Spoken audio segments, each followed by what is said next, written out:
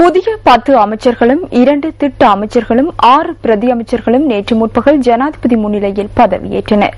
புதிய அமைச்சரவையின் நியமனம் தொடர்பில் இன்று நடைபெற்ற சில ஊடகவியலாளர் சந்திப்புகளில் கருத்து தெரிவிக்கப்பட்டது.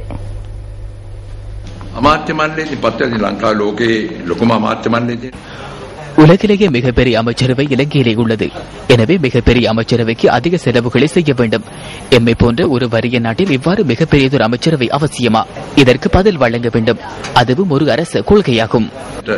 උත්තර සපයන්න නම් ඒක රාජ්‍ය ප්‍රතිපත්තිය. අපේ රටේ මේ අමාත්‍ය මණ්ඩලය පත් කරද්දී කිසිදු විද්‍යාත්මක පදනමක් නැහැ. இந்த அமைச்சரவை நியமனத்தில் எவ்வித அடிப்படையும் இல்லை. உண்மையான காரணம் மிக தெளிவானது. குற்றப்பிரேரணை தொடர்பில் அதிகம் பேசியவர்களுக்கு புதிய வகையிலான அமைச்சு கிடைத்துள்ளது. சீனி என்றாலும் பரவாயில்லை என புதுவிதத்தில் அமைச்சர் ஒருவர் நியமிக்கப்பட்டுள்ளார். எதுவாயினும் பரவாயில்லை என ஐக்கிய தேசிய கட்சியில் இருந்து சென்ற லக்ஷ்மண் சேனவிரத்ன சீனி அமைச்சராக நியமிக்கப்பட்டுள்ளார்.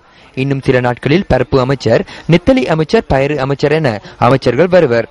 இது ஒரு ஜம்போ அமைச்சு. அது சும்மா ஜம்போ அல்ல, இது இலாஸ்டிக் ஜம்போ. කැබිනට් එක දැන් මේක නිකම්ම ජම්බෝ නෙමෙයි. මේක ඉලාස්ටික් ජම්බෝ. ඇදෙනවා. මේ කැබිනට් මණ්ඩලය බර වැඩි මේක නඩත්තු කරන්න බෑ කියලා එක්සත් ජාතික පක්ෂයේ ජනතා යුක්ති පෙරමුණ කියනවා. இந்த அமைச்சரவையின் சுமை அதிகம் எனவும் இதனை முன்னெடுத்து செல்ல முடியாது எனவும் ஐக்கிய தேசிய கட்சியும் மக்கள் விடுதலை முன்னணியும் கூறி வருகின்றன. 2001ஆம் ஆண்டிலிருந்து 2004ஆம் ஆண்டு வரை ரணில் விக்ரமசிங்கவின் அரசாங்கம் இவ்வாறு இருந்தது.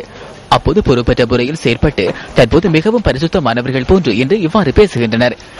இன்று எமது அமைச்சரவை தொடர்பில் விமர்சிக்கின்றனர். இந்த பிறவியில் அல்ல, இன்னும் 7 பிறவிகள் சென்றாலும் மக்கள் விடுதலை முன்னணியினால் ஒரு பிரதேச சபையின் அதிகாரத்தை கூட பெற்றுக்கொள்ள முடியாது.